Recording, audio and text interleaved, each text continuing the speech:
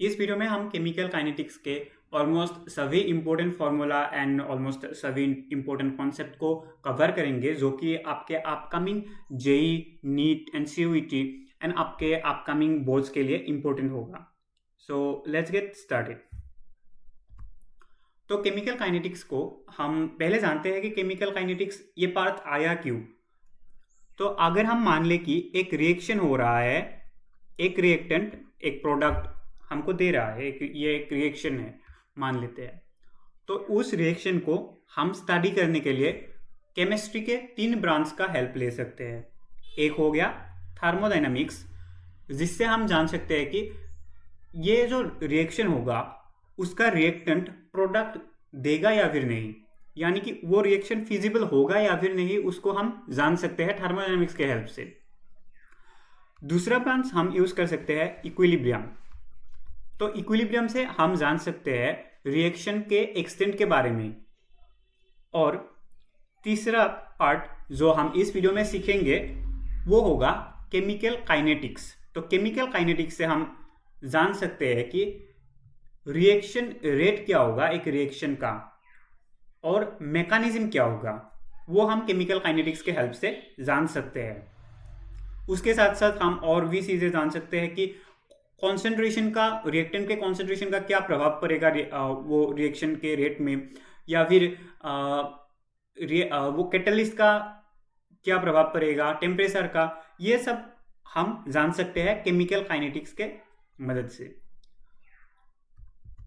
तो अभी हम जनरली बात करें तो रिएक्शन अगर हम जनरली देखें तो 3 टाइप का रिएक्शन हो सकता है। एक रिएक्शन अगर हम मान लें कि वो रिएक्शन बहुत फास्ट हो रहा है एक रिएक्शन, और ऐसा भी हो सकता है कि रिएक्शन बहुत स्लो हो रहा है, कि बहुत दिन लग रहा है एक रिएक्शन को प्रोसीड होने में। तो ऐसे टाइप के रिएक्शन 1 नंबर 2 नंबर, ये दोनों टाइप के रिएक्शन को हम केमिकल काइनेटिक्स में स्टडी नहीं करते हैं, क्योंकि ये बहुत डिफिकल्ट हो जाता है उसके रिएक्शन रेट को जानने में, उसको स्टडी करने में। तो और एक टाइप का रिएक्शन हो सकता है कि मॉडरेट, कि इन दोनों के मॉडरेट होगा, कि वो ज़्यादा फास्ट भी नहीं है ज़्यादा स्लो भी नहीं है, नॉर्मली हो रहा है। तो उसको हम स्टडी करते हैं केमिकल काइनेटिक्स के ब्रांच में। अभी मैंने आपको एक वर्ड बोला था वो पहले ही डेफिनेशन के टाइम पे, कि रेट वर्ड, ये रेट ऑफ ए रिएक्शन। तो रेट ऑफ ए रिएक्शन क्या होता है कि मान लो कि ये एक रिएक्शन है, ये वाला हो गया रिएक्टेंस, ये हो गया प्रोडक्ट। तो रिएक्टेंस से प्रोडक्ट कितनी जल्दी कन्वर्ट हो रहा है वो होगा रेट। तो अभी रेट हो सकता है 2 टाइप के, एक हो सकता है कि इंस्टेंटेनियस रेट और दूसरा हो सकता है एवरेज रेट। इंस्टेंटेनियस रेट यानी कि एक इंस्टेंट टाइम पे जब हम उसका रेट को कैलकुलेट करेंगे, रेट को डिटरमाइन करेंगे, तो हम उसको बोलेंगे कि ये इंस्टेंटेनियस रेट है। और अगर एक पार्टिकुलर टाइम इंटरवल पर हम अगर उसके रेट को देखें तो वो हो जाएगा एवरेज रेट। और अब अगर इन दोनों के मैथमेटिकल टर्म्स को देखेंगे तो ज़्यादा कुछ डिफरेंट नहीं है। अभी कैसे ये ए नीचे क्यों आया, निगेटिव साइन क्यों आया, ये सब बताएंगे, लेकिन इन दोनों को अगर डिस्टिंग्विश करने को बोले तो ज़्यादा डिफरेंट नहीं है। बस एक ही बात का डिफरेंट है कि यहाँ पर सभी जगह ये डी लगा हुआ है और यहाँ पर ये डेल्टा का सिंबल लगा हुआ है। तो ये क्या डिनोट कर रहा है, ये स्मॉल चेंज को डिनोट कर रहा है, ये स्मॉल डी। तो इसीलिए हम यहाँ पर इंस्टेंटेनियस रेट को जब हम मैथमेटिकल एक्सप्रेशन में लिखेंगे तो ये स्मॉल डी के टर्म पे हम लिखेंगे। लेकिन अगर हमको एवरेज रेट को लिखना होगा तो ये एक थोड़ा सा ज़्यादा एक इंटरवल के लिए एवरेज रेट लिखा जाता है। तो इसका जो चेंज होगा वो थोड़ा ज़्यादा होगा, तो इसलिए ये डेल्टा सिंबल का यूज़ किया जाता है। तो अगर हम मैथमेटिकल एक्सप्रेशन के डिफरेंस के बारे में बात करें तो यही डिफरेंस है। अभी देखते हैं कि इसका भी क्वेश्चंस आ जाता है। तो इसको हम कैसे, ये जो रिएक्शन होगा इस रिएक्शन से हम इस रेट को कैसे लिख सकते हैं। तो ये जो प्रोसेस दिया हुआ है, यानी कि ये दोनों मैथमेटिकल एक्सप्रेशन, ये लिखा हुआ है कि रिएक्टेंट कितना डिक्रीज हुआ या फिर प्रोडक्ट कितना इंक्रीज हुआ, उसके टर्म पे ये रेट ऑफ रिएक्शन लिखा हुआ है इन terms of decrease in reactant और इंक्रीज इन प्रोडक्ट। तो अगर आप ध्यान से देखें तो आपको दिखेगा कि ये ए और बी, ये दोनों कोफिशिएंट है रिएक्टेंट ए और बी के रेस्पेक्टिवली, और small C and small D ये दोनों कोफिशिएंट है capital C and capital D के, ये दोनों है प्रोडक्ट। तो अगर आप इस जो रेट का एक ये एक्सप्रेशन होगा वहां पर अगर देखें तो ये दोनों हो गया रिएक्टेंट। तो रिएक्टेंट के सामने हमने निगेटिव साइन डाला हुआ है, लेकिन जो प्रोडक्ट है, प्रोडक्ट के टर्म्स पे अगर हम लिखे तो ये पॉजिटिव साइन है, या फिर हमको साइन नहीं देना पड़ता, ये निगेटिव साइन पे नहीं है। तो अगर हम ये दोनों बेसिक डिफरेंस को देखें तो ये निगेटिव साइन क्या इंडिकेट कर रहा है कि जो रिएक्टेंट होगा वो रिएक्टेंट डिक्रीज हो रहा है, आपका रिएक्शन प्रोसीड हो रहा है, रिएक्शन चल रहा है, यानी कि रिएक्टेंट कम हो रहा है। तो ये डिनोट कर रहा है ये निगेटिव साइन, तो इसीलिए हम ये निगेटिव साइन लगाते हैं। लेकिन अगर हम प्रोडक्ट की बात करें तो प्रोडक्ट रिएक्शन का टाइम बढ़ रहा है, रिएक्शन पहले प्रोडक्ट नहीं था। अगर हम जब टाइम जीरो होगा तब सब जो हमारे बीकार में जो हम रखेंगे कि एक रिएक्शन करवाने के लिए ए और बी को, तो वो दोनों ही मौजूद होंगे, वहां पर सी और डी जो प्रोडक्ट है वो प्रेजेंट नहीं होंगे। तो पहले जीरो था, सी और डी का कॉन्सेंट्रेशन जीरो था, उसके बाद थोड़ा देर रिएक्शन प्रोसीड हुआ, उसके बाद सी और डी का कॉन्सेंट्रेशन बढ़ गया। तो ऐसे ऐसे कॉन्सेंट्रेशन बढ़ता रहता है प्रोडक्ट का। तो इसीलिए अगर हम देखें तो प्रोडक्ट में आपको दिखेगा कि यहाँ पर पॉजिटिव साइन है, या फिर साइन हम पॉजिटिव के लिए साइन नहीं लिखते, तो इसीलिए यहाँ पर निगेटिव लगता है और यहाँ पर पॉजिटिव। तो ये एक डिफरेंस हो गया। अभी हमको कैसे लिखना होता है कि D A by D T, यानी कि ये मान लो कि तुमको दो टाइम दिया हुआ है कि T1 और T2 दो टाइम दिया हुआ है। T1 में आपका कॉन्सेंट्रेशन था, ए का कॉन्सेंट्रेशन था A1 और T2 में कॉन्सेंट्रेशन था A2, तो T2 में कॉन्सेंट्रेशन था A2। तो ये DA क्या होगा, DA is equal to concentration of A2 minus concentration of A1, and DT क्या होगा, T2 माइनस T1। तो आपको क्वेश्चन में डायरेक्ट दे सकता है कि आपको पूछ सकता है कि एवरेज रेट निकालो उसको आपको दो टाइम दे दिया और दो कॉन्सेंट्रेशन का रिएक्टेंट हो गया या फिर प्रोडक्ट का आपको दे दिया, कॉन्सेंट्रेशन दे दिया, तो आपको डायरेक्टली पूछ सकता है। अभी जो कोएफिशिएंट होगा उस कोएफिशिएंट को हमको नीचे लिखना है, 1/a हो गया, 1/b, 1/c, 1/d, ऐसे हमको कोएफिशिएंट को यहाँ पर लिखना है। और इंपॉर्टेंट यह है कि आपको निगेटिव साइन लगाना है जब वो रिएक्टेंट होगा, और आपको पॉजिटिव साइन लगाना है जब वो प्रोडक्ट होगा। तो ये हो गया इंस्टेंटेनियस रेट और एवरेज रेट का। तो अभी ये क्या होगा, रेट का हमको जानना है कि यूनिट क्या होगा, तो ये भी इंपॉर्टेंट है। यूनिट होगा आपका मोलर पर टाइम, या फिर मैं टाइम क्यों लिख रहा हूँ, मेरे बाकी जो भी स्लाइड्स है वहां पर भी टाइम लिखा हुआ होगा, क्योंकि यहाँ पर आपको क्वेश्चन में आपको बोला जा सकता है कि आप सेकेंड में निकालो या फिर मिनट में निकालो, या फिर कितने आवर में हुआ है, कितने घंटे में हुआ है वो निकालो। तो इसीलिए मैंने डायरेक्टली टाइम लिख दिया है। तो इसको आप मोलर पर सेकेंड भी मान सकते हो, मोलर पर मिनट भी मान सकते हो। तो यानी कि मोल पर लीटर पर सेकेंड या फिर पर मिनट, जो भी आपको गिवन हुआ क्वेश्चन में। तो ये हो गया unit of rate of a reaction. And next आते हैं कि रेट ऑफ ए रिएक्शन पे, रिएक्शन के रेट पे कौन से फैक्टर इन्फ्लुएंस डाल सकते हैं, कि क्या क्या इफेक्ट कर सकते हैं। तो यहाँ पर कॉन्सेंट्रेशन या फिर प्रेशर, ये दोनों इफेक्ट डाल सकते हैं। कॉन्सेंट्रेशन और प्रेशर हमने दो क्यों लिखा है, और अलग ये दोनों में से एक ही आएगा क्यों, क्योंकि प्रेशर हम कब यूज कर सकते हैं, जब वो गैसियस स्पीसीज होगा तब हम प्रेशर की बात करते हैं, और कंसेंट्रेशन की बात कब करते हैं, जब वो लिक्विड स्पीसीज होगा, लिक्विड होगा तो हम कॉन्सेंट्रेशन की बात करते हैं। तो ये कॉन्सेंट्रेशन और प्रेशर हमने एक साथ लिख दिया है। अभी कैटलिस्ट का क्या इफेक्ट होता है और टेम्परेचर का क्या इफेक्ट होता है, वो हम लास्ट में देखेंगे, इस वीडियो के लास्ट में। पहले ये यहाँ पर भी हमने रेट निकाला हुआ है, और जो शायद सेकेंड स्लाइड था वहां पर भी हमने रेट निकाला था, लेकिन वो रेट था in terms of decrease in concentration of reactant और increase in concentration of product. लेकिन ये जो होगा ये ओनली रिएक्टेंट के टर्म में होगा, ये होगा रेट लॉ। इसे बोलते हैं rate in terms of concentration of reactant, तो इसको बोलते हैं रेट लॉ। और दो एक्स्ट्रा नाम भी है कि रेट इक्वेशन हो गया या फिर रेट एक्सप्रेशन। तो अगर आपको बोल दे कि आप रेट लॉ लिखो या फिर रेट इक्वेशन लिखो, तो आपको ऐसे आपको लिखना होगा।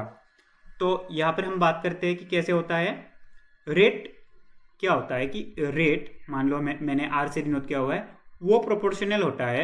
एक रिएक्शन हो गया कि मान लो ये वाला एक रिएक्शन, ये प्रोपोर्शनल होता है कॉन्सेंट्रेशन ऑफ रिएक्टेंट के कॉन्सेंट्रेशन के प्रोपोर्शनल होता है।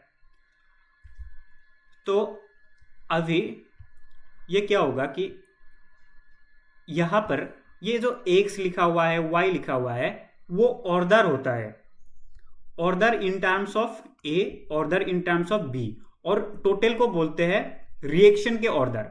Order in terms of a होगा x, order in terms of b होगा y, और रिएक्शन का जो ऑर्डर होगा वो होगा n equal to x plus Y. उसको ऑर्डर को हम डिनोट करते हैं n से। तो ऑर्डर के बारे में हम नेक्स्ट स्लाइड्स पे सीखेंगे। तो उसको हम डिनोट करते हैं n से, और ये प्रोपोर्शनल था। तो प्रोपोर्शनल सिंबल को हटाने के लिए एक प्रोपोर्शनलिटी कांस्टेंट लाना पड़ेगा। फिर हम इस एक्सप्रेशन को ये वाले एक्सप्रेशन से हम लिख सकते हैं। तो प्रोपोर्शनलिटी एक कांस्टेंट हमने डाल दिया, वो हो गया k, जिसको बोलते हैं रेट कांस्टेंट। इसको बोलते हैं रेट कांस्टेंट।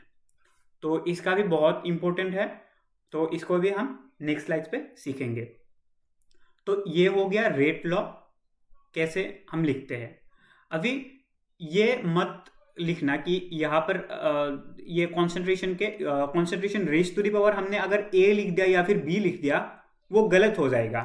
क्योंकि रेट लॉ को हम ऐसे नहीं लिख सकते कि हमने एक रिएक्शन को देखा और हमने उसको लिख दिया, तो ऐसे हम नहीं लिख सकते। रेट लॉ को हमको लिखने के लिए वो एक्सपेरिमेंटली डिटरमाइंड होगा वो रेट लॉ। तो ये जो x और y हो गया, ये दोनों एक्सपेरिमेंटली आते हैं, थ्योरेटिकली हम मतलब डायरेक्ट देखकर हम नहीं लिख सकते। हाँ, हम लिख सकते हैं जब ये एक एलिमेंट्री रिएक्शन होगा, तब हम ऐसे लिख सकते हैं कि concentration of a to the power small a, concentration of b to the power small b। जब ये एक एलिमेंट्री रिएक्शन होगा तब हम लिख सकते हैं। तो वो भी हम नेक्स्ट स्लाइड्स पे देखेंगे। अभी जो मैंने बोला था कि ऑर्डर, तो ऑर्डर मैंने बोला था जिसको हम डिनोट करते हैं कैपिटल n से, सॉरी स्मॉल n से। तो ऑर्डर के बारे में हमें और भी चीज़ें जाननी है कि ये ऑर्डर जीरो ऑर्डर का भी हो सकता है, फर्स्ट ऑर्डर, सेकेंड ऑर्डर, ऐसे हो सकता है, और ये फ्रैक्शन भी हो सकता है। ये जो टर्म है एंड, ये फ्रैक्शन भी हो सकता है। मान लो कि तुमको x के जगह पर दिया हुआ है हाफ और y के जगह पर दिया हुआ है 1, तो ये n की वैल्यू क्या हो जाएगी, n will be equal to, ये हो जाएगा 3/2। तो ये ऑर्डर हो सकता है एक फ्रैक्शन।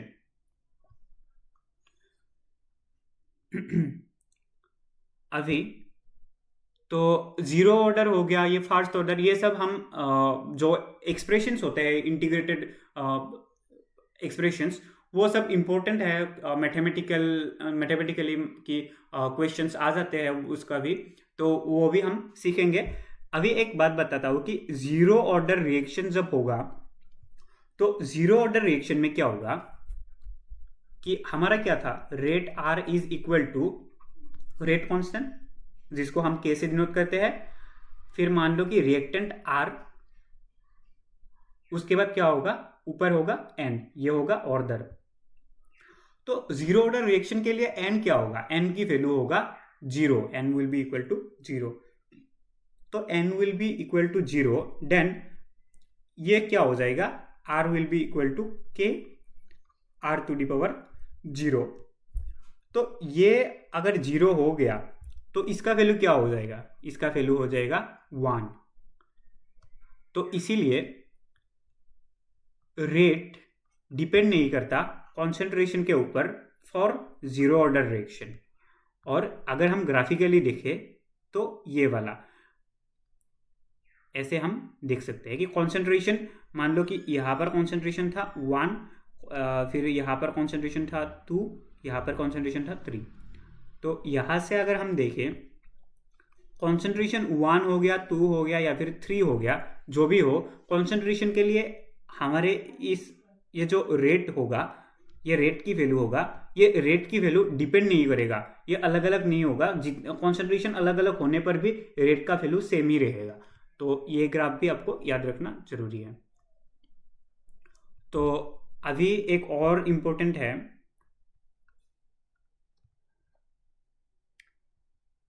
ये है कि स्यूडो ऑर्डर रिएक्शन।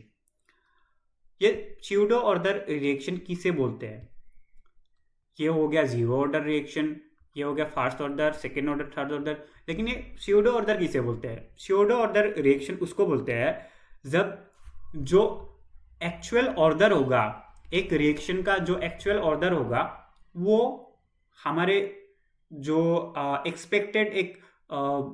एक्सपेक्टेड वो रेट लॉ भी डिफरेंट होगा और एक्सपेक्टेड ऑर्डर भी डिफरेंट होगा एक्चुअल से, तो तब उसको बोल सकते हैं कि स्यूडो ऑर्डर रिएक्शन।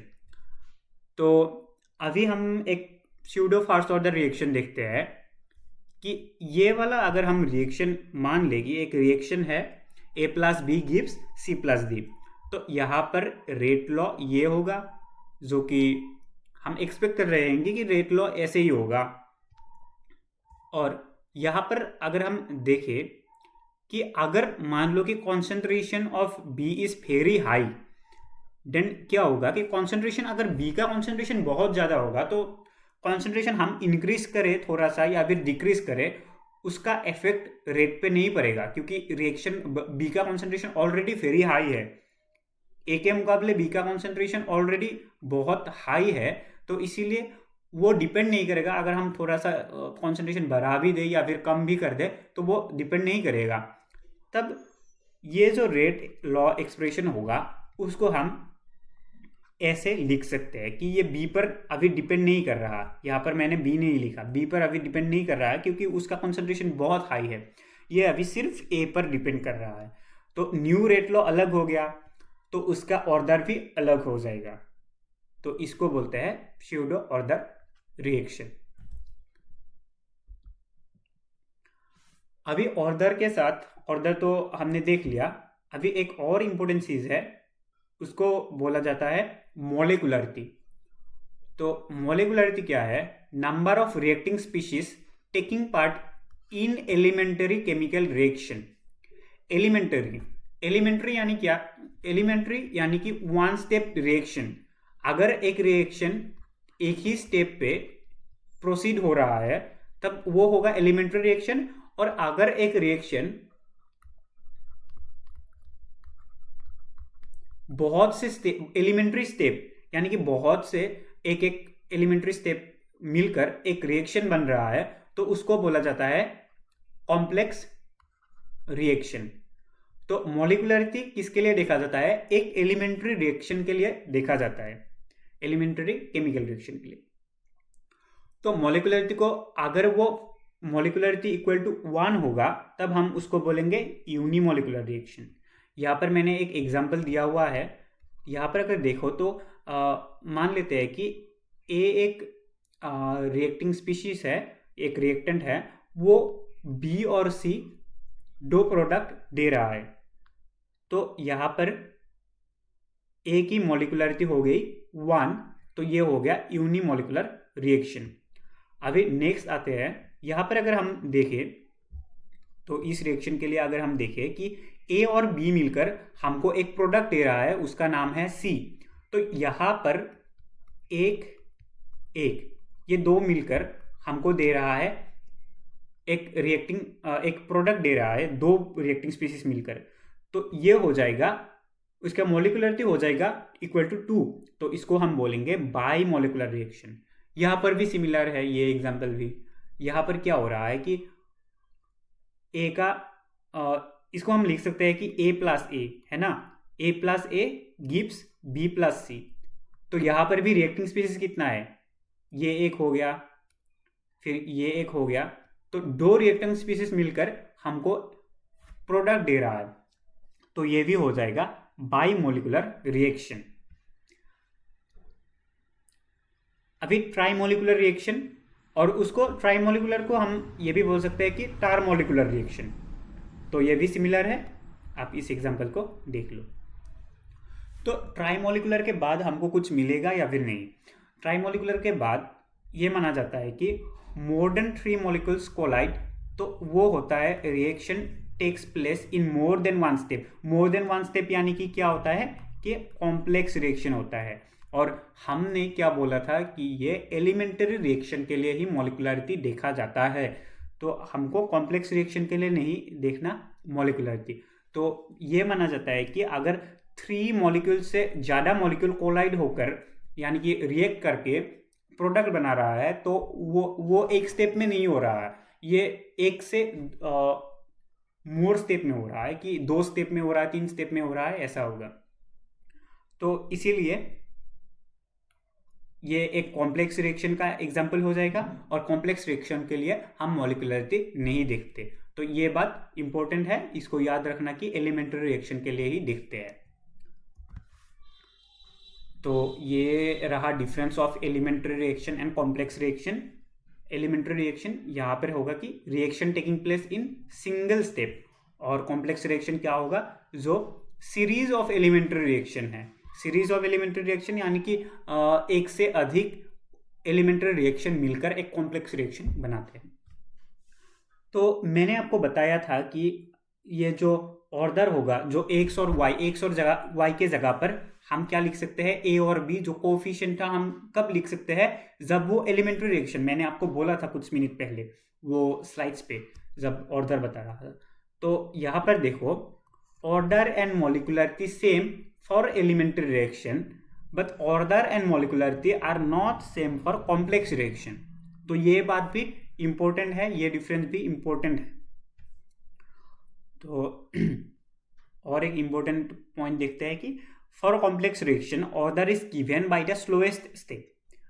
तो complex reaction के लिए order हमको मिलता है slowest step से, and molecularity of the slowest step is same as the order of the overall reaction. Molecularity of the slowest step ये किसके समान होगा? Order of the overall reaction. क्यों होगा? क्योंकि जो स्लोएस्ट स्टेप होगा उससे ही हम ऑर्डर पता लगाएंगे कॉम्प्लेक्स रिएक्शन के लिए, इसीलिए वो दोनों इक्वल होगा फॉर कॉम्प्लेक्स रिएक्शन। अभी जो मैंने बोला था कि एक ये प्रोपोर्शनलिटी कांस्टेंट आ जाता है के, इसको क्या बोलते हैं? Rate constant. तो रेट कांस्टेंट की अगर हम देखें तो इसके यूनिट भी इंपॉर्टेंट है और ये पॉइंट्स भी इंपॉर्टेंट है, इसीलिए मैंने लिख दिया कि इसका जो वैल्यू होगा रेट कांस्टेंट का, वो किस पर डिपेंड करता है? रिएक्टेंट के नेचर के ऊपर डिपेंड करता है, टेम्परेचर एंड कैटलिस्ट के ऊपर डिपेंड करता है। ये इंपॉर्टेंट है। और रेट कांस्टेंट का और एक इंपॉर्टेंट चीज़ है कि उसका यूनिट बहुत इंपॉर्टेंट है। कि मान लो तुमको दे दिया कि एक रिएक्शन के लिए के का वैल्यू है, एक क्वेश्चन दे दिया कि एक रिएक्शन के लिए के का वैल्यू है 0.36 इंटू 10⁻⁻, तो कुछ भी दे दिया, उसके बाद तुमको यूनिट दे दिया, तो उस यूनिट से तुमको लगेगा कि ये बहुत बड़ा मैथमेटिकल कुछ क्वेश्चन होगा, लेकिन नहीं, तुम उस यूनिट को देखकर तुम बता सकते हो कि वो फर्स्ट ऑर्डर रिएक्शन होगा, जीरो ऑर्डर होगा, या सेकंड ऑर्डर होगा, या थर्ड ऑर्डर होगा। तो कौन से ऑर्डर का रिएक्शन होगा वो तुम यूनिट देखकर बता सकते हो। वो कैसे बता सकते हो, यहाँ पर देखते हैं। तो ये एक्सप्रेशन हमने पहले ही देखा था, तो इसको हम रीअरेंज करेंगे तो हम ऐसे लिख सकते हैं। तो यहाँ पर अगर हम देखें तो रेट का क्या यूनिट था, वो मैंने पहले ही बताया था कि मोल पर लीटर पर टाइम, यानी कि कॉन्सेंट्रेशन अपन टाइम, ये हो गया तुम्हारा रेट का यूनिट। अभी concentration of A, concentration of B, दोनों कॉन्सेंट्रेशन है, तो इसके जगह पर हम लिख सकते हैं कि concentration to the power X, इसके जगह हम लिख सकते हैं concentration to the power Y. तो ये तो क्लास 8 या फिर 9 का ये फॉर्मूला हो गया कि मान लो कि x to the power 1 into X to the power 2, अगर हमको ऐसे दिया हुआ है तो ये क्या हो जाएगा x टू दी पावर 3। ये कैसे हुआ, ये हुआ x to the power 1 plus 2, ये हो गया x टू दी पावर 3। तो वैसे ही हम लिख सकते हैं concentration to the power x, concentration to the power y, तो हम इसको लिख सकते हैं concentration to the power x plus Y. X plus Y का क्या था वैल्यू, x प्लस वाई था rate order of a reaction, उसको हम डिनोट करते हैं n से। तो इसीलिए हमने नीचे लिखा है इसके टर्म्स पे, इसके जगह पर लिखा है concentration to the power n क्या होगा, n will be equal to x plus Y. n होगा क्या, n होगा order of the reaction, order of the reaction. तो इसको हम थोड़ा सा सॉल्व करेंगे। तो कॉन्सेंट्रेशन टू दी पावर यहाँ पर 1 है, ये n है, तो n अगर ऊपर चला जाएगा तो ये निगेटिव पे आ जाएगा, तो 1 माइनस n हो गया। और टाइम नीचे है तो ये ऊपर चला जाएगा तो ये निगेटिव पे आ जाएगा। ये टाइम टू दी पावर 1 था, ये ऊपर चला जाएगा तो ये निगेटिव पे आ गया। यहाँ पर भी n पॉजिटिव में था, ये ऊपर चला जाएगा तो ये निगेटिव में आ गया। तो ये टोटल हो गया कि concentration to the power 1 minus n into time to the power -1, time inverse. तो कांस्टेंट ये रेट कांस्टेंट का यूनिट क्या हो गया, के को हम ऐसे लिख सकते हैं यूनिट कि mole per litre whole to the power 1 minus n into time to the power -1। तो अभी हम अगर फर्स्ट ऑर्डर के लिए देखें, फर्स्ट ऑर्डर के लिए तो क्या होगा, इस n की जगह पर हम क्या लिखेंगे, n की जगह पर लिखेंगे 1। तो फर्स्ट ऑर्डर के लिए 1 माइनस 1 इक्वल टू क्या हो गया, 0। समथिंग टू दी पावर 0 ये क्या हो जाता है, इक्वल टू 1। तो ये वाला अगर इक्वल टू 1 हो गया तो ये क्या हो गया, ये तो हमको नहीं लिखना पड़ेगा, ये इक्वल टू 1 हो गया ये सभी टर्म। तो हमारे पास क्या बचा, टाइम टू दी पावर -1।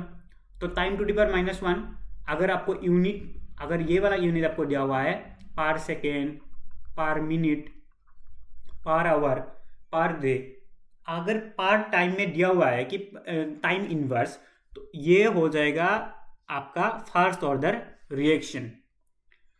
ऐसे ही अगर हम देखें कि फॉर जीरो ऑर्डर रिएक्शन, कि जीरो ऑर्डर के लिए भी सेम हो रहा है या नहीं, देखते हैं।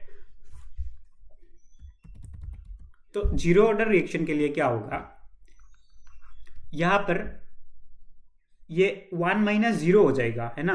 तो 1 माइनस 0 हो जाएगा तो ये क्या हो गया, 1 माइनस 0 यानी कि इक्वल टू 1 हो गया।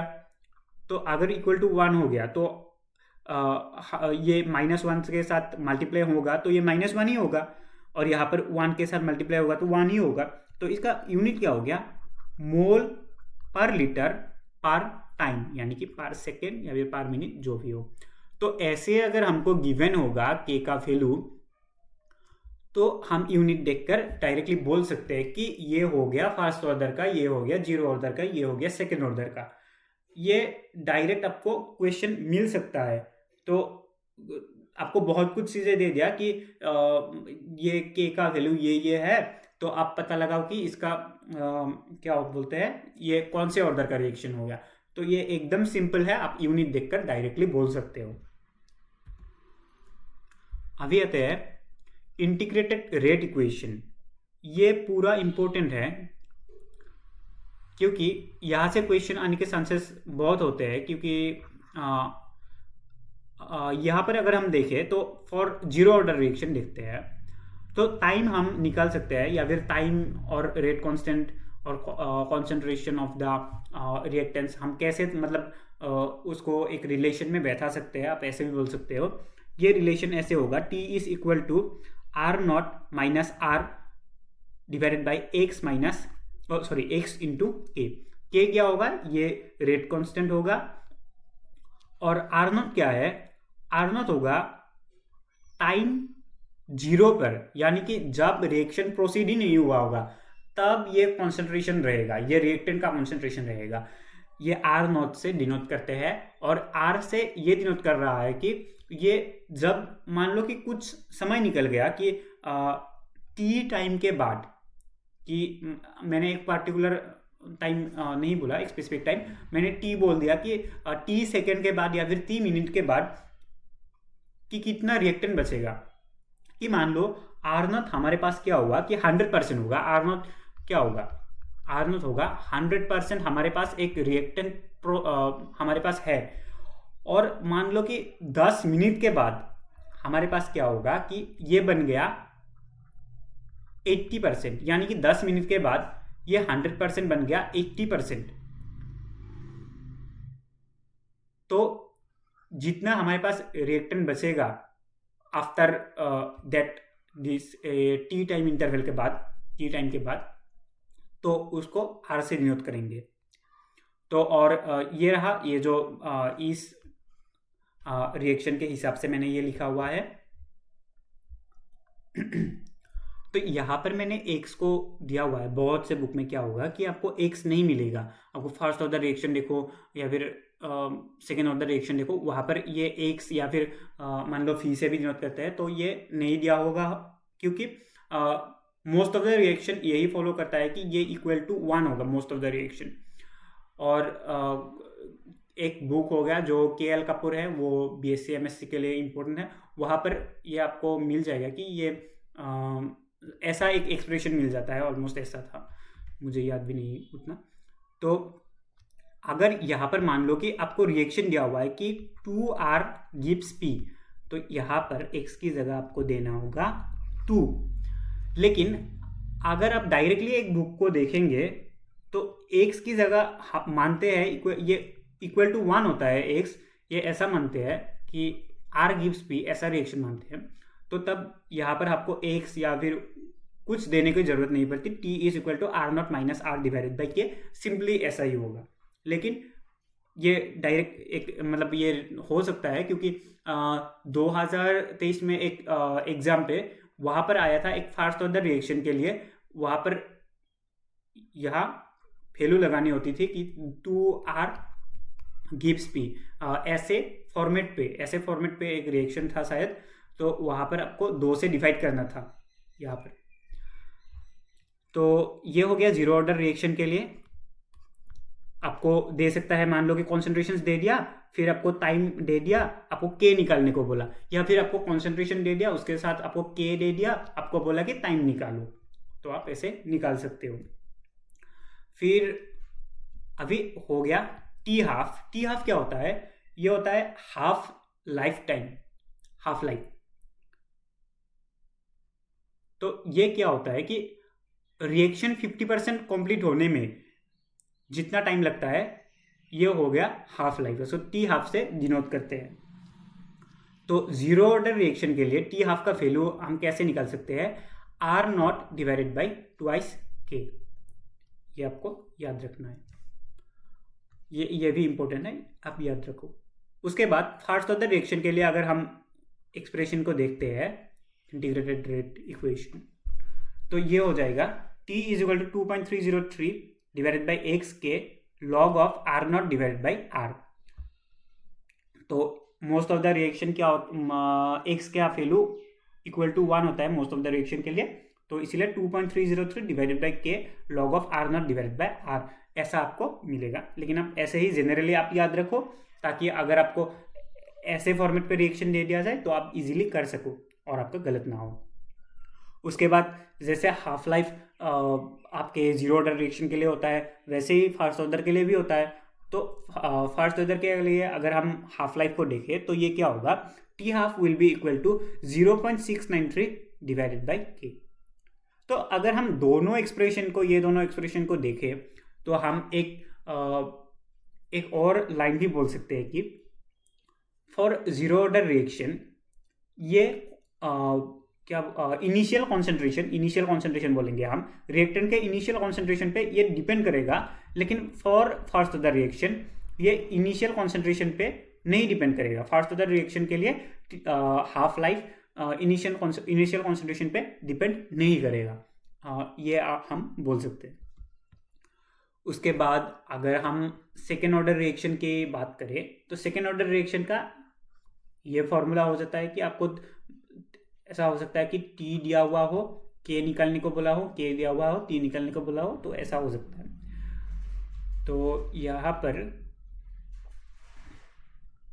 ये एक जनरल फॉर्मूला हो गया। उसके बाद टी हाफ का ये फॉर्मूला हो गया।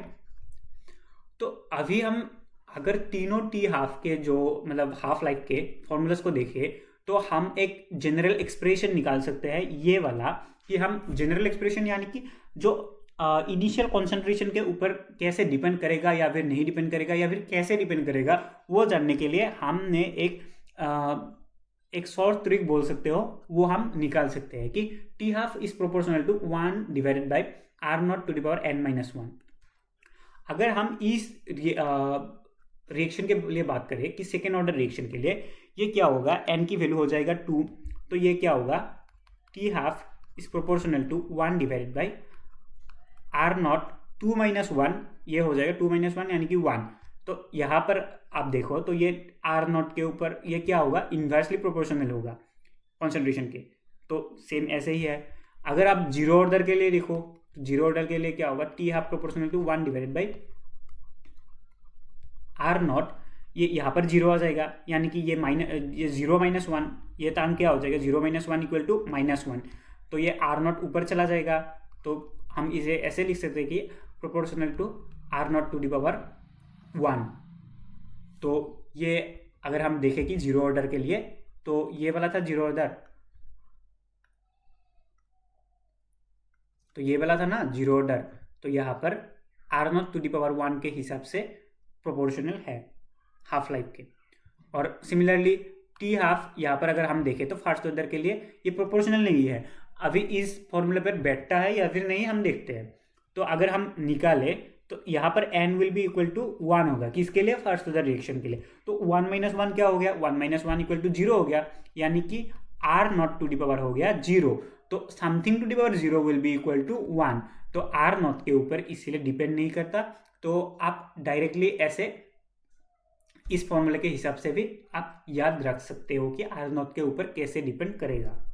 ठीक है, तो अभी रिएक्शन को हम 3 पार्ट में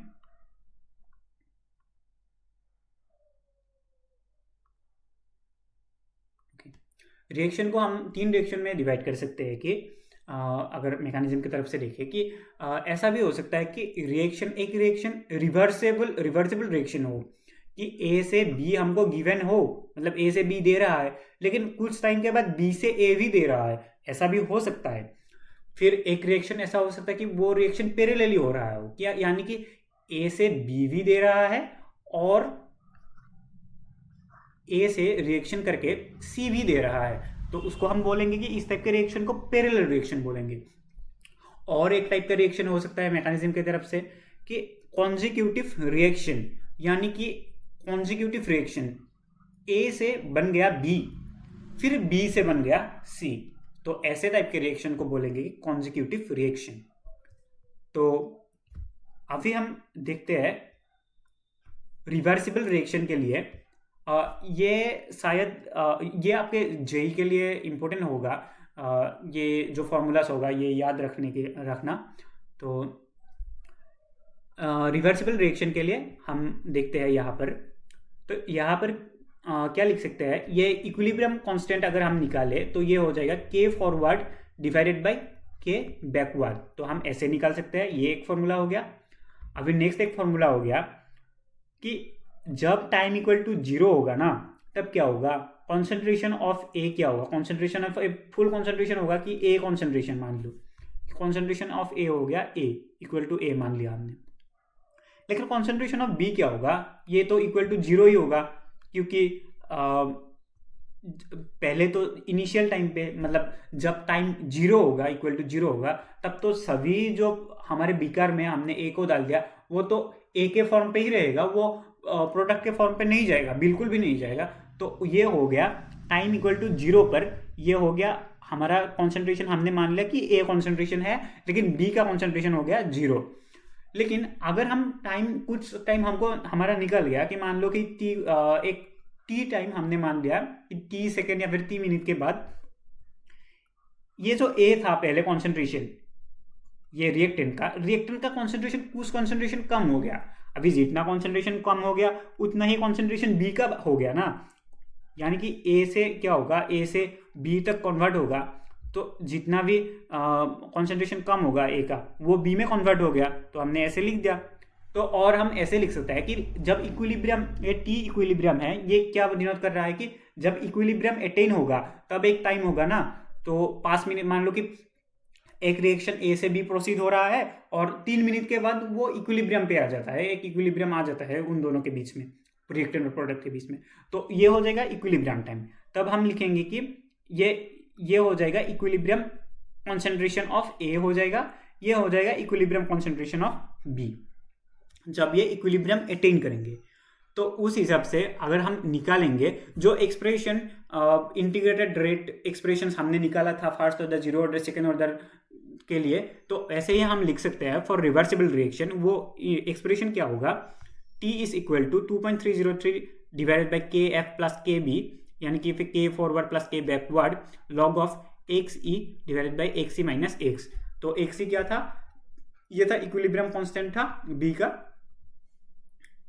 तो ये जनरल एक्सप्रेशन, तो ये जनरल एक्सप्रेशंस भी याद रखना, ये तीनों के लिए जो भी एक्सप्रेशंस होगा नेक्स्ट 2 स्लाइड्स में, तो ये एक्सप्रेशंस याद रखना, क्योंकि ये एक्सप्रेशंस कुछ एक्सप्रेशंस बहुत लंबा है, तो ये डायरेक्टली भी आ सकता है कि ये वाले रिएक्शन के लिए क्या होगा, तो तुमको रिएक्शन दे देगा कि ये वाला रिएक्शन दे दिया, तो कॉन्जिक्यूटिव के लिए क्या होगा इसका वैल्यू।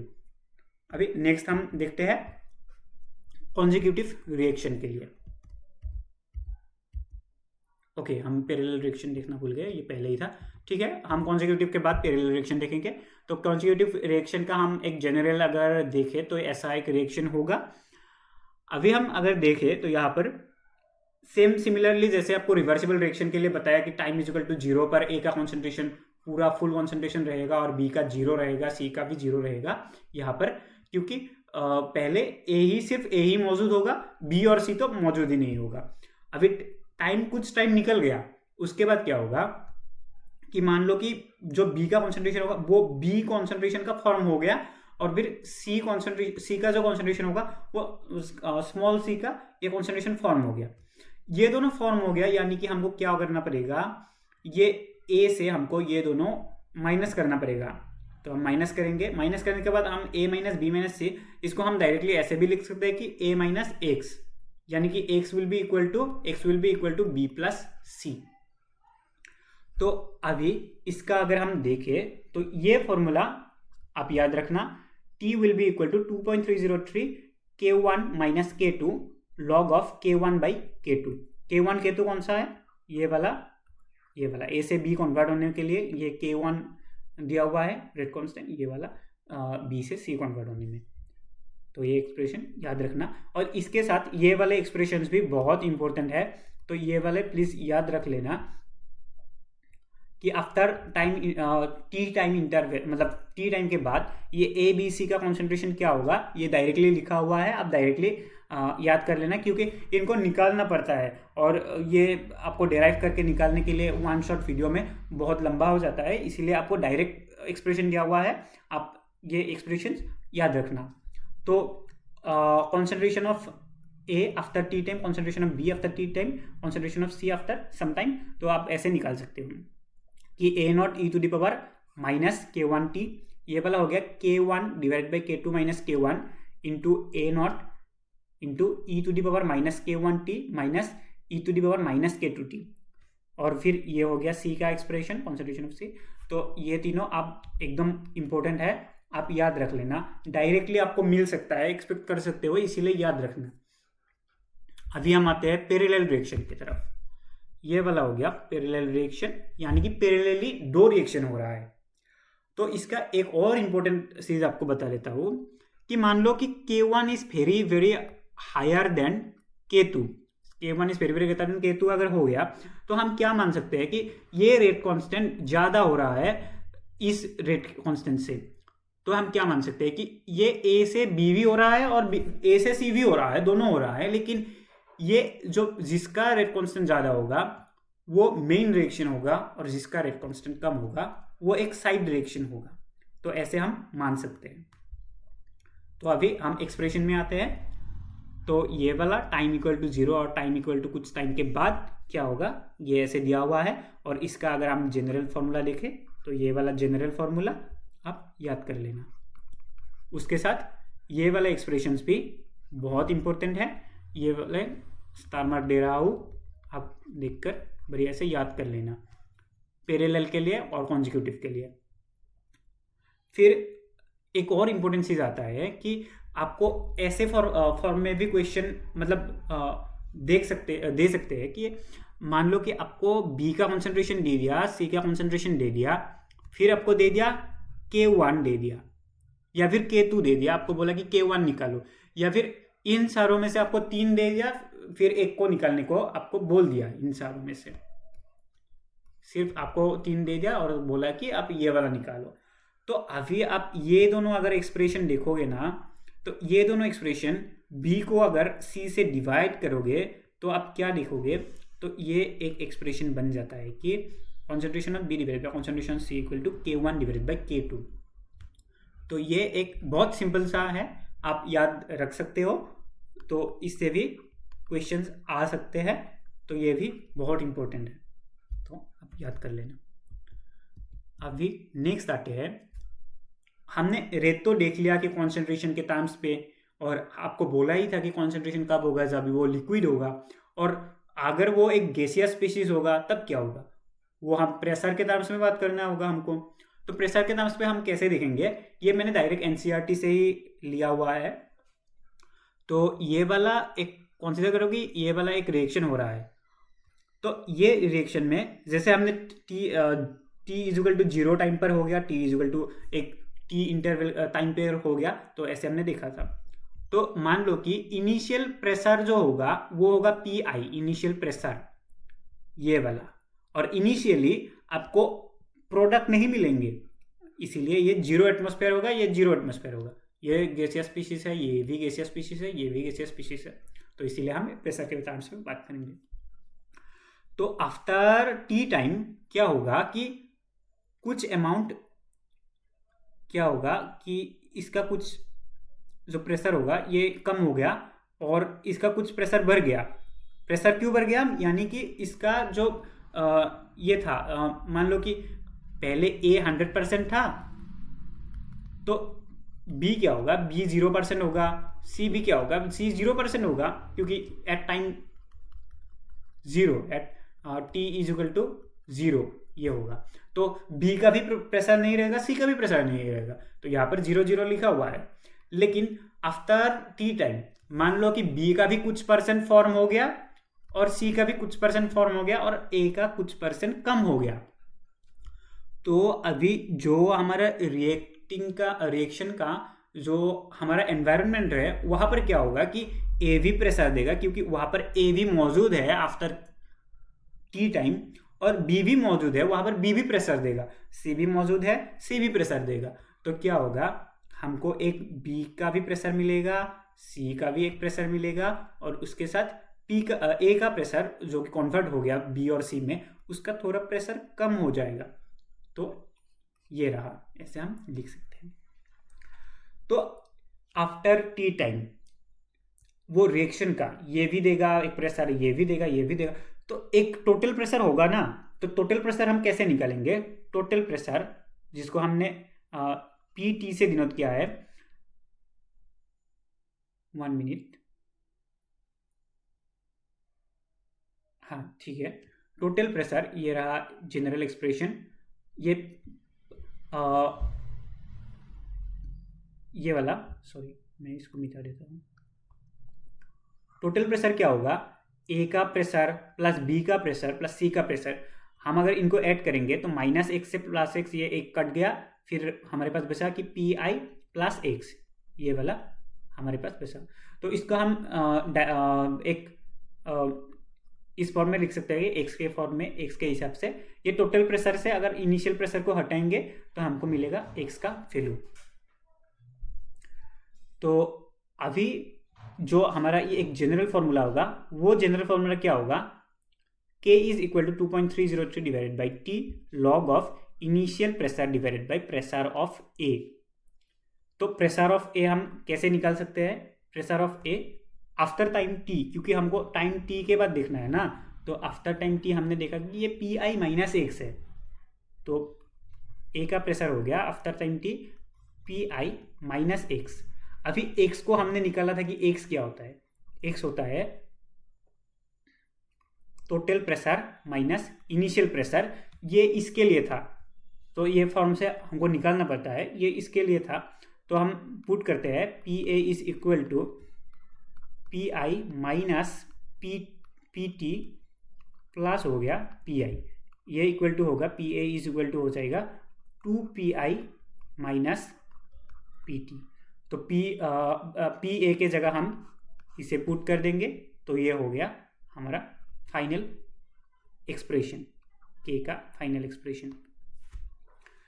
तो ये भी आपको डायरेक्टली दे सकता है, अगर आप याद रख सकते हो तो आपका टाइम बच जाएगा। आप याद रख लो, अगर मान लो कि A equal to B plus C ऐसे फॉर्म पे दिया हुआ है, तो ये उसका बनेगा, ये एक जनरल फॉर्मूला बनेगा। लेकिन अगर आपको एग्जाम्पल दे दिया है ना, तो आप ऐसे निकालो पहले, क्योंकि थोड़ा सा अलग हो सकता है। वो NCERT में आपको इसके बाद आपको एक एग्जाम्पल दिया हुआ है, वो थोड़ा सा अलग होता है। तो आप डायरेक्ट ये जनरल फॉर्मूला पे पुट मत करो, आप ऐसे निकालो तो इजीली वो हो जाएगा। दिखने में बस लंबा है लेकिन इजीली हो जाता है। और आपको ऐसे भी देख सकता है कि A gas gives B gas plus C gas plus D gas, तो तब ये फॉर्मूला अलग हो जाएगा। या मैं बोल रहा हूँ कि आपको ये डायरेक्ट जनरल फॉर्मूला, ये जनरल रिएक्शन देकर आपको पूछ सकता है। और वैसे भी आपको ऐसे भी आपको जनरल एक्सप्रेशन, जनरल रिएक्शन देकर जनरल एक्सप्रेशन जो क्या होगा, K और T का जो रिलेशन होगा वो क्या होगा, आपको पूछ सकता है। तो आप ऐसे आप निकाल सकते हो। इसके लिए थोड़ा अलग होगा, मेथड एकदम सेम है, आप निकाल सकते हो। अभी थोड़ा ही स्लाइड्स बचा हुआ है, अब देखो temperature dependence of rate of a reaction, कि रिएक्शन रेट टेम्परेचर के ऊपर कैसे डिपेंड करता है। तो वो अगर देखें तो ये मैंने डायरेक्टली पॉइंट्स लिखा हुआ है कि केमिकल रिएक्शन के लिए अगर अगर टेम्परेचर को आप 10 डिग्री बढ़ाते हो, 10 डिग्री, मैंने डायरेक्ट 10 डिग्री सेल्सियस नहीं लिखा, 10 डिग्री केल्विन नहीं लिखा, क्योंकि आप अगर टेम्परेचर को बढ़ाओगे, यानी कि मान लो कि 10 डिग्री क्यों लिखा मैंने सेल्सियस, और वो क्यों नहीं लिखा केल्विन, क्योंकि ओके मान लो कि पहले था 290 केल्विन, तो आपने 10 डिग्री बढ़ा दिया। 10 डिग्री आपने अगर सेल्सियस भी बढ़ाया या फिर केल्विन भी बढ़ाया, फिर भी वो हो जाएगा 300 केल्विन। तो 10 डिग्री सेल्सियस या फिर केल्विन ना लिखने से भी आपको समझ में आना चाहिए कि वो टेम्परेचर बढ़ रहा है या फिर घट रहा है, वो हमको यूनिट नहीं लिखना। तो उससे क्या हो जाता है कि रेट कांस्टेंट क्या हो जाता है, नियरली डबल हो जाता है, या फिर वो वैल्यू ट्रिपल भी हो सकता है। तो कुछ कुछ बुक में लिखा हुआ है कि वो डबल हो जाता है, और कुछ कुछ बुक में डबल या फिर ट्रिपल ऐसे लिखा हुआ है कि reaction value of rate of reaction इस नियरली 2 और 3 ऐसे कुछ लिखा हुआ है। तो आप दोनों को देख सकते हो। उसके बाद आता है टेम्परेचर कोएफिशिएंट। टेम्परेचर कोएफिशिएंट क्या होता है, जब आप, यही वाला है कि आप जब टेम्परेचर को बढ़ाते हो ये जो रेट कांस्टेंट होगा, आपने टेम्परेचर को बढ़ाया, ये टी मान लो कि T2 टेम्परेचर होगा तब रेट कांस्टेंट ये होगा, और फिर T1 टेम्परेचर होगा तब रेट कांस्टेंट ये वाला होगा।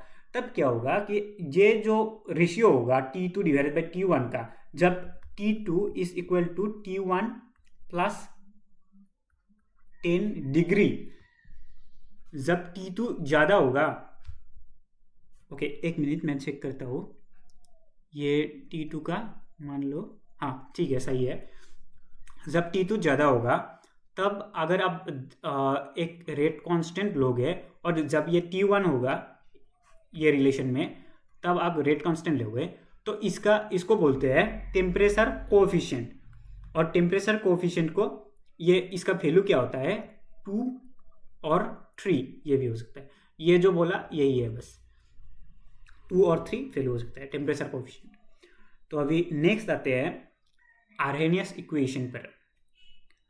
तो ये एक इम्पोर्टेंट है आर्हेनियस इक्वेशन, यहाँ से बहुत क्वेश्चंस बन सकता है और आपको डायरेक्टली पूछ सकता है कि temperature dependence of rate of a chemical reaction किस इक्वेशन से हम एक्सप्लेन कर सकते हैं। तो कुछ इक्वेशन दे दिया और फिर ये वाला भी इक्वेशन दे दिया, तो ये वाला इक्वेशन ही होगा, या फिर आपको डायरेक्टली पूछ सकता है तो आप लिखना होगा कि आर्हेनियस इक्वेशन से हम एक्सप्लेन कर सकते हैं और ये वाला आर्हेनियस इक्वेशन है। तो यही है। इसको अगर हम एल के टर्म्स पे लिखे तो ये क्या हो जाएगा, यहाँ पर भी ln आ गया, ln के इक्वल टू यहाँ पर भी ln a आ गया, और ये e टू दी पावर के टर्म्स पे था, तो ln के टर्म्स पे अगर हम लिखेंगे तो ये हो जाएगा जितने पावर में था minus EA divided by RT। EA क्या है, EA है एक्टिवेशन एनर्जी, एक्टिवेशन एनर्जी, और T तो टेम्परेचर है आपको पता है, और R is the gas constant. तो ये वाला हो गया ln के एक्सप्रेशन पर अगर हम लिखेंगे। और एक इम्पोर्टेंट एक्सप्रेशन है, इसको ln के टर्म्स में भी लिख सकते हैं और डायरेक्ट लॉग के टर्म्स पे भी लिख सकते हैं। लॉग के टर्म्स पे अगर हम लिखेंगे तो ये ऐसे हम लिख सकते हैं, अगर आपको मान लो कि T1 टेम्परेचर पे रेट कांस्टेंट दे दिया K1, T2 टेम्परेचर में रेट कांस्टेंट दे दिया K2, तो आपको अगर बोले कि आप T1 दे दिया, T2 दे दिया, ओके K1 K2 आपको दे दिया, आपको बोला कि एक्टिवेशन एनर्जी निकालो, तो ये वाला फॉर्मूला से आप निकाल सकते हो एक्टिवेशन एनर्जी, ये वाला हो गया एक्टिवेशन एनर्जी। तो ये वाला फॉर्मूला भी बहुत इंपॉर्टेंट है, और सिमिलरली ये वाला फॉर्मूला भी इंपॉर्टेंट है। अगर आप इसको याद रखते हो तो ये वाले फॉर्मूला आप डायरेक्टली कर सकते हो, कोई मुश्किल चीज़ें नहीं है, आपको एक दो बार लिखने से याद हो जाएगा। उसके बाद नेक्स्ट आते हैं कि कैटलिस्ट, जो हमने पहले ही बोला था कि इफेक्ट करता है रिएक्शन रेट के ऊपर। ओके, कैटलिस्ट का क्या इफेक्ट होगा वो हम देखते हैं। तो इसका एक्टिवेशन एनर्जी के ऊपर, सॉरी, तो इफेक्ट ऑफ कैटलिस्ट अगर हम देखें तो मैंने ये पॉइंट्स दिया हुआ है, तो डायरेक्ट पॉइंट्स को ही देखते हैं। तो कैटलिस्ट क्या होता है, कैटलिस्ट वो है जो substance reaction increases the rate of a reaction. तो ये कैटलिस्ट जो होगा वो रेट ऑफ ए रिएक्शन ज़्यादा करेगा। रेट ऑफ ए रिएक्शन यानी कि आपको पता है कि रिएक्टेंट से प्रोडक्ट बहुत जल्दी कन्वर्ट करेगा, क्योंकि इंक्रीजेस लिखा हुआ है, कैटलिस्ट इंक्रीज करता है रेट ऑफ ए रिएक्शन को without itself undergoing any permanent chemical change. यानी कि आप कैटलिस्ट को, अगर कैटलिस्ट के आपको कैरेक्टरिस्टिक्स पूछे तो क्या होगा कि आपने एक कैटलिस्ट को एक रिएक्शन में यूज़ किया, तो उसके बाद रिएक्शन में यूज़ करने के बाद वो केमिकली चेंज नहीं होगा। यानी कि आपने अगर A + B गिव्स C, ऐसा कुछ रिएक्शन एक जनरल है, वहाँ पर आपने कैटलिस्ट दे दिया कि मान लो कि एक कैटलिस्ट हो गया ये F, कैटलिस्ट दे दिया, तो रिएक्शन के प्रोसीड होने के बाद, रिएक्शन के कंप्लीट होने के बाद भी आपको F जैसे आपने डाला था वैसे ही F आपको मिलेगा, वो केमिकली चेंज नहीं होगा, ये किसी और के साथ बाइंडिंग, मतलब किसी और के साथ प्रोडक्ट नहीं फॉर्म करेगा। तो ऐसे अगर रहेगा तो उसको बोलेंगे कैटलिस्ट। और कैटलिस्ट क्या करता है, रिएक्शन रेट को क्या करता है, इंक्रीज करता है। ये दोनों कैरेक्टरिस्टिक्स हो गया। अभी जैसे कि आपको रेट ऑफ रिएक्शन इंक्रीज हो गया, वैसे ही क्या करता है कि कुछ कुछ चीज़ें क्या करता है, रिएक्शन रेट को डिक्रीज भी कर सकता है। जो रिएक्शन रेट को डिक्रीज करेगा, when a added substance reduces the rate of a reaction then the substance will be called as inhibitor. तो अगर रेट को इंक्रीज कर दिया तो वो होगा कैटलिस्ट, अगर रेट को डिक्रीज कर दिया तो वो हो जाएगा इनहिबिटर। तो अभी अगर रेट को इंक्रीज डिक्रीज की बात करें तो हम ये जो डायग्राम है ये मैंने डायरेक्ट एनसीईआरटी से लिया हुआ है, effect of catalyst on activation energy. तो ये वाला हो गया activation energy, energy of activation ये वाला। और ये कब हुआ, जब ये एक जनरली हमने एक रिएक्शन किया हुआ है। तो ये हो गया पोटेंशियल एनर्जी एग्जिस्ट, ये रिएक्टेंट यहाँ पर है, इतना एनर्जी है रिएक्टेंट। तो प्रोडक्ट का क्या होता है कि रिएक्शन कब फिजिबल होता है, मैंने बोला था कि आपको टेम्परेचर के तरफ से हम देख सकते हैं कि रिएक्शन फिजिबल होगा या फिर नहीं। तो रिएक्टेंट का एनर्जी ज़्यादा है, यहाँ पर अगर हम देखें तो प्रोडक्ट के एनर्जी से रिएक्टेंट का एनर्जी क्या हो गया, ज़्यादा हो गया। तो तब ये रिएक्शन होगा फिजिबल। तो ये भी आपको याद रखना है, मतलब ये इतना एनर्जी निकाल देंगे और निकाल कर प्रोडक्ट में कन्वर्ट हो जाएंगे। तो अभी क्या होता है कि आपको ये रिएक्टेंट करने के लिए, आपको रिएक्शन करने के लिए आपको थोड़ा एनर्जी देना पड़ता है, उसको बोलेंगे हम एक्टिवेशन एनर्जी। एक्टिव करने के लिए हमको रिएक्टेंट को एक्टिव करने के लिए एनर्जी देना पड़ता है। तो ये एक कार्व बना हुआ है, ये कार्व पर अगर हम देखें तो ये जो होगा ये इतना होगा, रिएक्टेंट से जितना ज़्यादा हमको एनर्जी देना पड़ा वो हो गया एक्टिवेशन एनर्जी। तो अभी ये इतना ज़्यादा हो गया। लेकिन जब ये जो डॉटेड लाइन है, ये डॉटेड लाइन डिनोट कर रहा है रेट ऑफ रिएक्शन आफ्टर, ये रिएक्शन को डिनोट कर रहा है आफ्टर एडिंग ऑफ कैटलिस्ट। तो कैटलिस्ट जब यूज़ करेंगे तब क्या हो गया, ये एक्टिवेशन एनर्जी पहले ये बहुत था, ये इतना था, तो ये एक्टिवेशन एनर्जी अभी कम हो गया कि ई डैश हमने डिनोट कर दिया ई डैश से, तो एक्टिवेशन एनर्जी कम हो गया। तो ये भी एक आप कैरेक्टरिस्टिक मान सकते हो कैटलिस्ट का, तो एक्टिवेशन एनर्जी को कम कर देता है। तो अभी ओके, ये वाला है एक catalyst does not alter Gibbs energy of a reaction. Gibbs energy हम इसको बोल सकते हैं कि ये जो एनर्जी होगा इसको बोल सकते हैं डेल्टा जी, जो एनर्जी रिलीज कर देगा, ये रिएक्टेंट रिलीज कर देगा।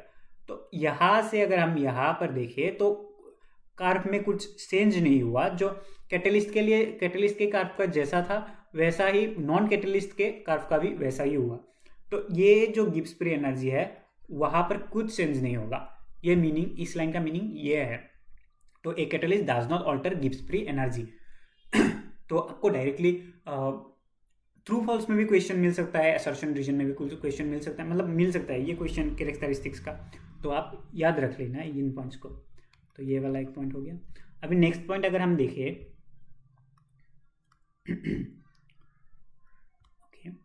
it catalyzes the spontaneous reaction but does not catalyze non-spontaneous reaction। तो ये एक पॉइंट भी है जो एनसीईआरटी से है। फिर catalyst does not sense the equilibrium constant, ये भी एक इंपॉर्टेंट पॉइंट हो गया कि जो इक्विलिब्रियम कांस्टेंट है उसको क्या कैटलिस्ट सेंस करता है। तो कैटलिस्ट इक्विलिब्रियम कांस्टेंट को सेंस नहीं करता है, बट क्या करता है कि it helps in attaining the equilibrium faster.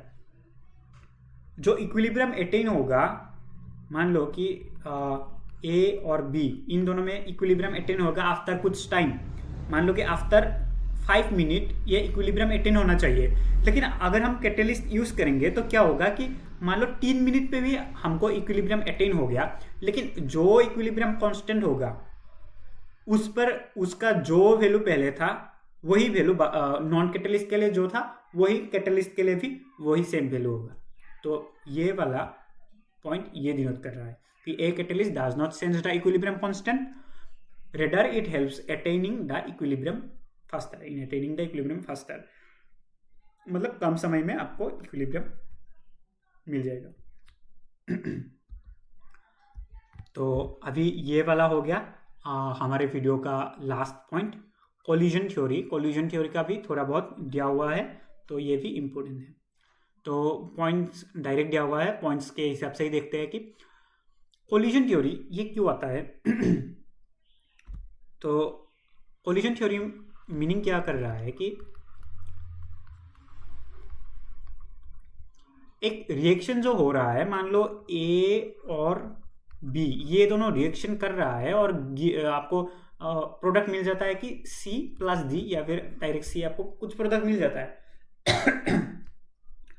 तो कैसे होता है, ये दोनों ए और बी के बीच होता है कोलिजन, यानी कि ये दोनों एक दूसरे के साथ कोलाइड करता है।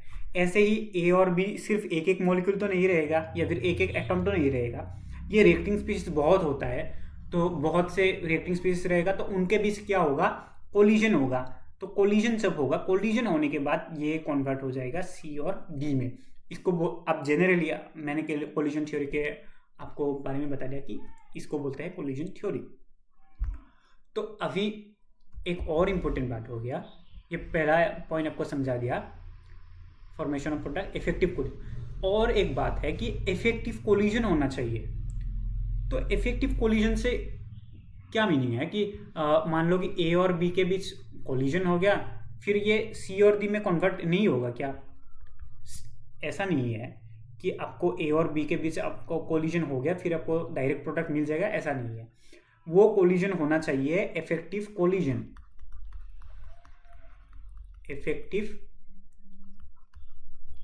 कोलिजन, तो इफेक्टिव कोलिजन का क्या मीनिंग है, एक एनर्जी, एक मिनिमम एनर्जी होना चाहिए जिस एनर्जी से कोलाइड करने पर ए और बी आपको प्रोडक्ट देंगे। तो एक मिनिमम एनर्जी होना चाहिए और उस एनर्जी को बोलते हैं थ्रेशोल्ड एनर्जी। उसके साथ एक और इंपॉर्टेंट चीज है कि मान लो कि ए के इस वाले पार्ट के साथ बी का इस वाला पार्ट टकराना चाहिए था, फिर हमको बना कर देगा सी और डी। लेकिन क्या हुआ कि ए के इस वाले पार्ट के साथ नहीं टकराया, बी का इस वाला पार्ट आकर इस वाले पार्ट के साथ ए के टकरा गया और सी और डी फॉर्म करेगा क्या तब? नहीं, ऐसा नहीं होगा, क्योंकि इफेक्टिव कोलिजन में आपको एक और पार्ट भी आता है कि वो होना चाहिए आपका एक परफेक्ट ओरिएंटेशन में होना चाहिए। यानी कि आप अगर देखो कि मान लो कि ये एक रिएक्टिंग स्पीशीज हो गया और उसके साथ ये वाला एक रिएक्टिंग स्पीशीज हो गया, तो ये एक परफेक्ट ओरिएंटेशन, अगर इन दोनों का एक परफेक्ट ओरिएंटेशन होगा तो ए से ये वाला स्पीशीज ये इस वाले से टकराएंगे। उसके बाद क्या करेंगे कि ये टकराने के बाद ये कैसा हो गया, इनके बीच कुछ अट्रैक्शन कुछ हो गया और उसके बाद क्या हो गया, ये बॉन्ड टूट गया और फिर ये ऐसा स्पीशीज बना लिया। तो पहले कैसा स्पीशीज था, ये वाला स्पीशीज था, ये दोनों ये बन गए, ये अलग स्पीशीज बन गए। यही अगर एक परफेक्ट ओरिएंटेशन है, लेकिन हमने क्या कर दिया कि वो कुछ मॉलिक्यूल्स या फिर एटम ऐसे ओरिएंटेशन में टकराएंगे फिर वो रिएक्शन दिखाएंगे, लेकिन कुछ कैसे क्या करेंगे कि ऐसे था, फिर ये वाला एक और दूसरा आ गया, दूसरा रिएक्टिंग स्पीशीज आ गया, फिर ये दोनों कोलाइड हो गए, ये दोनों कोलाइड हो गए। तो कोलाइड होने के बाद ये एक परफेक्ट ओरिएंटेशन पे नहीं रहा, तो जो हमारा प्रोडक्ट फॉर्म होना था वो प्रोडक्ट ही फॉर्म नहीं होगा, तो ये एक इफेक्टिव कोलिजन नहीं होगा। तो यही था इफेक्टिव कोलिजन का मीनिंग। तो मैं आपको एक बार बोलकर भी बता देता हूँ कि the collisions in which molecules collide with sufficient kinetic energy. तो मॉलिक्यूल के जो एनर्जी मैंने बोला था काइनेटिक एनर्जी, उसको जो मिनिमम जो एनर्जी होगा उसको बोलते हैं threshold energy. And proper orientation, एक प्रॉपर ओरिएंटेशन में भी वो कोलाइड होना चाहिए so as to facilitate breaking of bonds between reacting species. जो मैंने आपको दिखाया था कि ये वाले बॉन्ड ब्रेक हो गए, तो ये वाला पॉइंट यहाँ पर बोला गया है, between the reacting species and formation of new bonds to form products are called effective collision. तो इफेक्टिव कोलिजन का क्या मीनिंग है, जो मैंने आपको पहले बोला वही आपको उस पॉइंट पे दिया हुआ है कि ये बॉन्ड टूट गए, ये दोनों बॉन्ड, और फिर ये दोनों बॉन्ड फॉर्म हो गया और हमको जो प्रोडक्ट मिलना था रिएक्टेंट से वो प्रोडक्ट हमको मिल गया। तो यही इफेक्टिव कोलिजन को पॉइंट पे ये बोला गया है। उसके बाद नेक्स्ट ये डायरेक्ट आपको दिया हुआ है डायरेक्ट फॉर्मूला। तो आप याद रख सकते हो कि थ्रेशोल्ड जो एनर्जी होगा वो इक्वल होगा किसके, activation energy plus reacting species के जो एनर्जी होगा उन मॉलिक्यूल्स का उसके उन दोनों के सम के बराबर होगा थ्रेशोल्ड एनर्जी। और एक बात आता है कि आर्हेनियस इक्वेशन को हम मॉडिफाई कर सकते हैं ये कोलिजन थ्योरी के हिसाब से। तो इस पॉइंट को देखें तो according to collision theory another factor P जिसको बोलते हैं स्टेरिक फैक्टर, एक फैक्टर आ गया steric factor which refers to the orientation of molecule which collide, मतलब जो मॉलिक्यूल कोलाइड करेंगे उसके ओरिएंटेशन को रिफर करते हैं ये स्टेरिक फैक्टर जिसको पी से डिनोट करते हैं। वो एक एक्स्ट्रा टर्म आ गया जो एक इम्पोर्टेंट टर्म है। तो इफेक्टिव कोलिजन में उसको भी इफेक्टिव कोलिजन के लिए वो एक इम्पोर्टेंट टर्म है। तो हम आर्हेनियस इक्वेशन जो हमने पहले पढ़ा था क्या था, K is equal to A E to the power minus E A divided by RT, ये फॉर्मूला था। तो ये मॉडिफाई करके हम इस फॉर्म पे लिख सकते हैं कि K is equal to P Z A B E to the power minus E A by RT। तो ए के जगह बस क्या आ गया, पी जेड ए बी। तो पी क्या था, हमने ऑलरेडी पढ़ लिया कि ये था स्टेरिक फैक्टर। और अभी जेड ए बी क्या था, जेड ए बी है कोलिजन फ्रीक्वेंसी। अभी कोलिजन फ्रीक्वेंसी क्या हो गया, कोलिजन फ्रीक्वेंसी ये है कि नंबर ऑफ कोलिजन्स पर सेकेंड। जैसे कि नाम है फ्रीक्वेंसी, फ्रीक्वेंसी क्या किससे डिनोट करते हैं, फ्रीक्वेंसी को डिनोट करते हैं हर्ट्ज, हर्ट्ज यानी कि हम क्या लिख सकते हैं कि पर सेकेंड। तो number of collision per second per unit volume of a reaction mixture is known as collision frequency. तो जेड ए बी को कोलिजन फ्रीक्वेंसी, जेड को कोलिजन फ्रीक्वेंसी से कोलिजन फ्रीक्वेंसी को जेड से डिनोट करते हैं और ए बी जो लिखा हुआ है उसका मीनिंग है कि बिटवीन ए एंड बी जो रिएक्टेंट है ए एंड बी वहाँ पर कोलिजन फ्रीक्वेंसी डिनोट कर रहा है। तो यही था केमिकल काइनेटिक्स के इम्पोर्टेंट फार्मूलाज। उसके साथ साथ अगर कुछ फार्मूला अगर देने को मैं भूल गया तो नेक्स्ट वीडियो अगर बनाएंगे तो वहाँ पर दे देंगे। तो लाइक द वीडियो इफ ये आपके लिए एक प्रोडक्टिव वीडियो रहा तो, and subscribe the channel. Thank you for watching.